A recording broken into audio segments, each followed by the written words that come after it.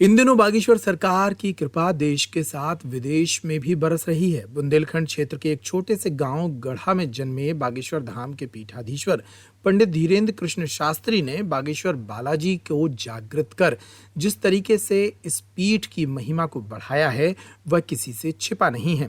बागेश्वर धाम बालाजी आने वाले भक्तों की संख्या लाखों में है। देश और दुनिया से लोग यहाँ आते हैं और दरबार में अपनी झोली फैलाते हैं। कई परिवार ऐसे हैं जिनकी बागेश्वर बालाजी सुनते हैं और उन पर कृपा होती है। आज एक ऐसी ही कहानी। बागेश्वर बालाजी सरकार के दरबार में आज तक कोई निराश नहीं लौटा। एक ऐसी ही घटना महाराष्ट्र के नागपुर से सामने आई।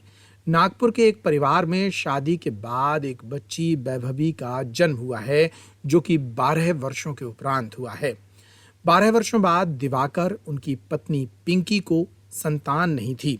जब उन्होंने बागेश्वर बालाजी पर अर्जी बांधी तो उन्हें संतान का लाभ हुआ।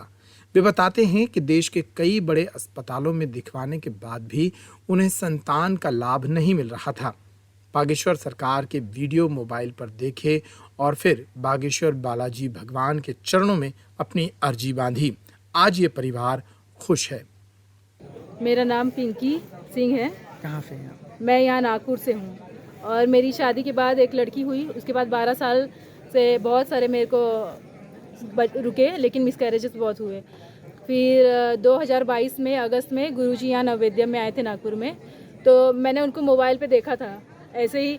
फिर चर्चा हुई गुरुजी के पास जाना है, तो फिर मैं गई फैमिली के साथ और मेरा वहाँ पे उन्होंने मुझे बुलाया अपने पास और आशीर्वाद दिया। और उन्होंने कहा था कि लड़का होगा और 9 महीने बाद ही होगा और तुम्हारे पेट में अभी बच्चा है। मैंने उनको बताया भी नहीं था, लेकिन उन्होंने खुद ही से बताया।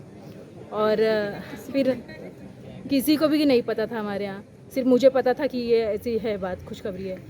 तो फिर गुरुजी ने बोला था कि लड़का ही होगा और 9 महीने बाद ये हुआ।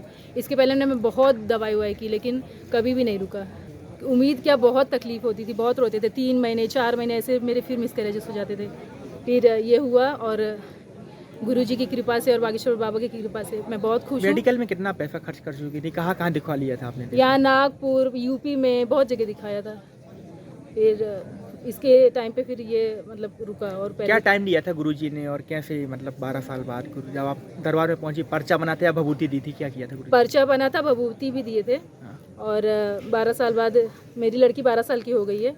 उसके बाद ये रुका है उनकी कृपा से। गुरुजी ने क्या टाइम दिया था आपको? उसी टाइम पर हुआ उसकी आगे पीछे? हाँ, उसी टाइम पे जब मैं गई थी तो उन्होंने खुद ही बताया कि आपके घर में खुशखबरी है, आप अभी और 9 महीने बाद आपके घर में लल्ला आएगा।